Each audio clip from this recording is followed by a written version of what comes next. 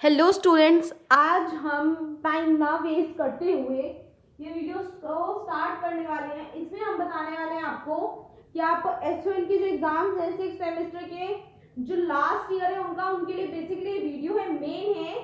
And जो prepare करना चाहते हैं एग्जाम्स के लिए for the very last minute, जिनके एसओएल के एग्जाम्स होंगे वो भी रिटर्न कॉलेज लगे, इनके ओपन बुक एग्जामिनेशन खत्म हो चुके हैं, उनके लिए है कि आपको लास्ट डे प्रिपरेशन करनी है। आपको कैसे समझ आए कि आप क्या प्रिपेयर करें, क्या करें, कैसे करें।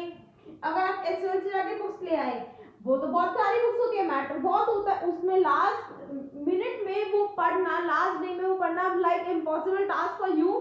एंड उसको रिमेंबर रखना आप लोगों के लिए बहुत मुश्किल हो जाएगा। तो ये वीडियो आप लोगों के लिए जो एग्जाम के लिए जल्दी प्रिपेयर होना चाहते हैं फॉर योर एसएल एग्जामिनेशन। तो आप देखिए, आप अगर लास्ट डे प्रिपेयर कर रहे हैं अपने एग्जामिनेशन के लिए, तो सबसे पहले आपको बुक्स होनी चाहिए आपके पास। बुक्स नहीं 10 ईयर या 5 ईयर्स, बेसिकली आपके पास 10 ईयर या 5 ईयर होनी चाहिए विद शॉर्ट क्वेश्चंस। क्या आपको समझ रहे हैं कि यार कैसे करना है? सो जस्ट आपको वो 10 ईयर लेके लास्ट के 2 या 3 ईयर्स के पेपर्स तो पढ़ने ही पड़ेंगे। Just read it. मैं ये नहीं कहूंगी आप याद करो नहीं बैठ के, मुझे पता याद नहीं होंगे लास्ट मोमेंट पे। जस्ट रीड इट, जितना आप उसको रीड दे सके, जस्ट पेज फ्लिप करते करते रीड दीजिए। जो इनके पॉइंट्स दे रखे हैं कि एक क्वेश्चन के मानिए 5 पॉइंट्स है, तो आप उन 5 पॉइंट को रिमेंबर करिए। जस्ट मैं ये भी कहती पूरा याद करिए, पूरा याद नहीं हो पाएगा लास्ट मोमेंट पे। जस्ट आप उनके पॉइंट्स पढ़ लीजिए। उसके बाद आता है कि जस्ट रीड। आप याद ना करें, जस्ट उन्हें पढ़ते रहें एंड पढ़ना ध्यान से है, बट कि यार कुछ दिमाग में जाए कि हाँ एक दो वर्ड लिखो, आप वो आंसर देखें एंड जस्ट। एक्चुअल के पर कोई डिफिकल्ट नहीं आते, कुछ नहीं आते, you can easily pass them. इसमें फेल होने का कोई मेरे हिसाब से स्यापा नहीं है, कुछ नहीं है। Just read it carefully, okay.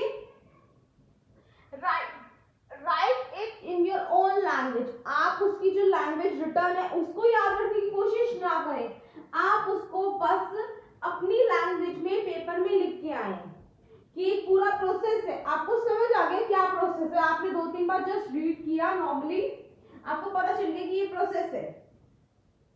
Like हम एक बिजनेस मैनेजमेंट का आंसर लेते हैं कि इसमें कि एक बिजनेस के लेवल के लिए जो कम्युनिकेशन है वो कैसे इंपॉर्टेंट है। आपको समझ आ रहा है कम्युनिकेशन का मतलब कि हाँ, top management to middle management, to middle management to the lower management. Okay, ये हमारे स्टेप है। आप इसका एक फ्लो चार्ट बना के आइए। पहले ऊपर लिखिए टॉप मैनेजमेंट, देन एरो डाल के middle management, then the lower management. इससे आपका क्या होगा, जो आपका एग्जामिनर पेपर चेक कर रहा है उसको लगेगा हाँ बच्चे के दिमाग में ये कंसेप्ट क्लियर है। ओके, आपको एक्सप्लेन करना है कि what do you get by the middle management, top management और the lower management. For that आप ये ट्रीट कर लीजिए कि हाँ भाई मिडिल मैनेजमेंट बीच की मैनेजमेंट को होता है, जो टॉप मैनेजमेंट के डिसीजन लेता है, एंड जो decision middle management lower management को देता है वो लोअर मैनेजमेंट इम्प्लीकेबल होता है। तो एक प्रोसेस है, आपको समझ आ गया। आप उसको अपनी लैंग्वेज में लिख के आइए एंड अपनी लैंग्वेज में लिखने के बाद आप बताइए कैसे होता है। फ्लो चार्ट बनाने की कोशिश कीजिए कि हाँ एक पेपर की अच्छी रिप्रेजेंटेशन हो, कि एग्जामिनर जो आपको पेपर चेक करे उसे लगे कि हाँ बच्चे के दिमाग में कंसेप्ट क्लियर है। एग्जाम्स क्यों होते हैं कि हम वो चीज रिमेंबर करें, लर्न करें, so we can implement in our future also. सो आपका यही ये मोटिव पूरा हो रहा है। And length of the answer, आपका 100 मार्क्स का पेपर आता है और वेदर 75 मार्क्स का पेपर आता है। तो आपको उसमें से 4 क्वेश्चन या 5 क्वेश्चन अटेम्प्ट करने होते हैं। ओके, 25-25 के क्वेश्चन आते हैं। आप ये ध्यान रखिए 3 घंटे के पेपर में अगर 25 मार्क्स के आपके पास 4 क्वेश्चन आ रहे हैं तो 45 minutes to each question is mandatory. Okay, आप एक डिवाइड करके करिए कि हाँ फॉर द नेक्स्ट 45 मिनट्स मेरे को इस आंसर को देने हैं और मुझे इस आंसर को 45 मिनट्स तक लिखना है। सो आपका क्वेश्चन का जो आंसर है उसकी लेंथ बनेगी। Length is very important. अगर आपको 12.5 और 12.5 के 25 मार्क्स क्वेश्चन के दो पार्ट आ रहे हैं, 12.5 एंड 12.5।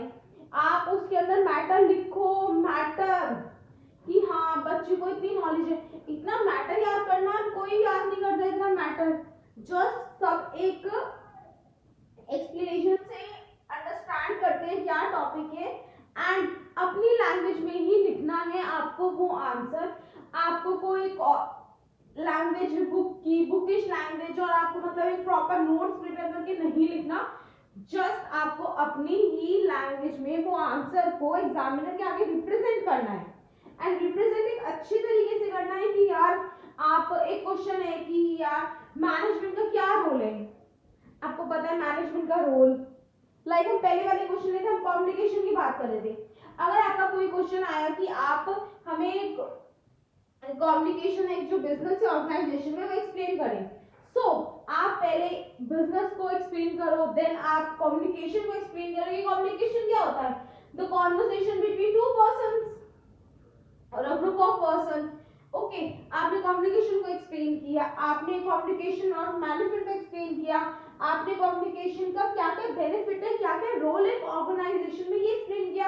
अगर आपको जनरली पूछूं कम्युनिकेशन क्या होता है, बातें, हम कैसे बातें करनी चाहिए, क्या बातें ऑर्गेनाइजेशन के बेनिफिट के लिए बातें, ऑर्गेनाइजेशन के प्रॉफिट के लिए बातें, ऑर्गेनाइजेशन के ग्रोथ के लिए बातें, ऑर्गेनाइजेशन के डेवलपमेंट के लिए बातें। आप समझ रहे हैं कि मतलब हमें ऑर्गेनाइजेशन इसमें हमारा कितना मैटर बन जाता है कि यार एक अगर आप ही अपने आप को पहले उस क्वेश्चन में आप अपने आप को रख के देखिए कि हाँ कि अगर मैं उस ऑर्गेनाइजेशन या बिजनेस में हूँ सो व्हाट्स माय रोल।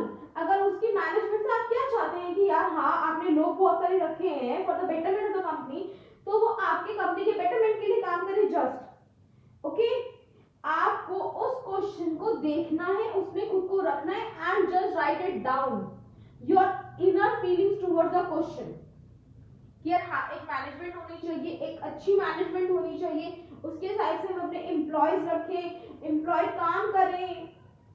एक गैप, ये कम्युनिकेशन में गैप होता है कि यार एक जो मिडिल मैनेजमेंट है वो लोअर मैनेजमेंट के साथ बात करे, बट अगर कम्युनिकेशन गैप नहीं होगा ये या टॉप मैनेजमेंट बात कर रही है लोअर मैनेजमेंट से, तो बहुत सारे कॉन्फ्लिक्ट अराइज होते हैं। आप एक बिजनेस के ओनर हैं, आप क्या चाहेंगे आपके बिजनेस में कभी भी कोई कॉन्फ्लिक्ट अराइज हो? सो इसका मीनिंग क्या है कि कोई मतलब मेरे हिसाब से मैनेजमेंट के जितने क्वेश्चंस हैं उसमें मतलब बेसिकली बैठता है कि कॉन्फ्लिक्ट अराइज नहीं होना चाहिए बिजनेस से ऑर्गेनाइजेशन है व्हाटएवर इट इज। ओके, एक टाइम मैनेजमेंट होना चाहिए एंड क्वेश्चन को ये नहीं कि एकदम आए कम्युनिकेशन तो start writing top management middle management, no, आप क्वेश्चन को स्टार्टिंग से स्टार्ट करने की कोशिश कीजिए कि क्वेश्चन में क्या क्या वर्ड्स गिवन है उनको एक्सप्लेन कीजिए, उनके बारे में लिखिए, उनके फीचर लिखिए, एडवांटेजेस लिखिए, डिसएडवांटेजेस लिखिए कि हाँ हम मानते हैं कि जो टॉप मैनेजमेंट है वो लोअर मैनेजमेंट से बात ना करे क्योंकि कॉन्फ्लिक्ट अराइज होगी, बट इसके कुछ कुछ डिसएडवांटेजेस भी हैं कि मतलब जो लोअर मैनेजमेंट है वो अपनी फीलिंग्स नहीं एक्सप्रेस कर पाती, कभी कभी कम्युनिकेशन गैप आ जाता है उनके बीच में जिससे बिजनेस को ऑर्गेनाइजेशन को सफर करना पड़ता है। मींस कि आप कुछ भी लिख सकते हैं बट अपनी लैंग्वेज में और अपना समझ के वो आप लिखिए, आपको बहुत अच्छे मार्क्स मिलेंगे। एंड अकॉर्डिंग टू मी अगर 25 मार्क्स का क्वेश्चन आ रहा है तो 8 to 10 पेजेस हमेशा अटेम्प्ट होने चाहिए, मिनिमम इज 7 और 8 and maximum is 10 to 12 pages. अगर आपकी राइटिंग अच्छी है, अगर आपको मैटर आ रहा है लिखना कि आप उस क्वेश्चन को समझ पा रहे हैं, लिख पा रहे हैं, आप ले लैंग्वेज में भी लिख सकते हैं, इट्स नॉट मैंडेटरी। कोई आप लॉ का पेपर देने नहीं जा रहे कि आपको बिल्कुल लेमन लैंग्वेज नहीं लिखनी, आपको एज अ लॉयर की लैंग्वेज में अटेम्प्ट करना है पेपर। आप एक सिंपल बिजनेसमैन को अपने माइंड में अप्लाई करके आप वो आंसर लिखिए एंड जो आंसर्स आपके 5 इयर्स के क्वेश्चन पेपर्स में 10 ईयर में दिए होते हैं फ्रॉम द सो बहुत सिमिलर आते हैं, ये नहीं एकदम कॉन्ट्राडिक्ट आ जाएगा कि हाँ नहीं ऐसे नहीं तो ऐसे, बहुत सिमिलर क्वेश्चंस आते हैं, उनसे आप एक बार रीडिंग करके आप उन आंसर्स को बहुत अच्छे से बना सकते हैं। Now the second last is that attempt, you have to attempt all the answers. आपको कोई क्वेश्चन छोड़ के नहीं आना, वो आपको जो एग्जामिनर है वो आपको 25 में से 25 नहीं देने वाला, कोई भी क्वेश्चन है 25 से 25 किसी को नहीं मिलते, तो 25 और उसमें हमेशा आपको एक क्वेश्चन में दो ऑप्शंस आते हैं कि ए एंड बी, तो दोनों को आपको पार्ट करने दो। 12.5 में से 12.5 आपको कोई नहीं देने वाला, वहां पे मैथ्स से आपको 8 to 10 मार्क्स मिलेंगे, आपको आंसर बहुत अच्छा भी है। तो अटेम्प्ट, आप देखिए अटेम्प्ट कितना इंपॉर्टेंट एस्पेक्ट है आपके एग्जाम में। अगर आपको वो हर पार्ट में 8 दे रहा है और आपके हर क्वेश्चन 4 क्वेश्चन आए हैं तो आपके 8 पार्ट हो गए, 8 8 जा 64, 64 तक जाके when you attempt all the questions. तो attempt is very important. Attempt के मार्क्स होते हैं, अगर टाइम नहीं बचता, टाइम मैनेजमेंट का खराब है, कुछ भी राइटिंग बहुत स्लो है एंड आप भूल जाते हैं लिखना, तो पॉइंट जरूर लिख के आइए कि हाँ उसकी क्वालिटीज क्या क्या है, उसके फीचर्स, ये चीजें बहुत इंपॉर्टेंट होती हैं कि हाँ आप क्वेश्चन की नीड पता कर पाए कि क्वेश्चन आपसे चाह क्या रहा है। तो एग्जामिनर को पता चलेगा कि हाँ इस बंदी को पता था कि यार क्या क्या क्वेश्चन लिखना था, but due to the lack of time वो नहीं लिख पाया। सो अपना टाइमिंग मेंटेन करना बहुत ज्यादा इंपॉर्टेंट होता है एग्जामिनेशन में। And please don't forget to carry your own watch. मैंने देखा बहुत एग्जामिनेशन में बच्चे क्या करते हैं, आगे अगले टाइम बता दे, टाइम बता दे, टाइम, अरे भाई अपनी घड़ी खुद लेके आओ, वो अपने टाइम वेस्ट क्यों करेगा। और कभी भी आगे वाले का देख के अपना आंसर चेंज नहीं करना कि आगे वाले की झलक दिख गई तो अपना आंसर बदल दिया, नहीं। बहुत पार्ट्स आते हैं, हमेशा ऑप्शंस होते हैं, क्या पता आगे वाला कोई और अटेम्प्ट कर रहा हो। अगर आपको बाई चांस कोई बहुत अच्छा मिल गया तो आप उम्मीद मत करिए आपको सही बताएगा, अपने पेपर को अटेम्प्ट करने में ही दिमाग लगाइए, बिकॉज टाइमिंग मैटर करता है, बिकॉज अटेम्प्ट मैटर करता है, लेंथ मैटर करती है, लेंथ मैटर अ लॉट। आप हमेशा आंसर के एंड में कंक्लूजन भी दिया कीजिए कि हाँ अकॉर्डिंग टू यू क्या कंक्लूड हुआ है। चलो मैनेजमेंट के लेते हैं अगेन हम एग्जांपल कि मैनेजमेंट क्या, according to me the management, the top management, the management, the lower management, इनका गैप है, ये परफेक्ट है and it should be there.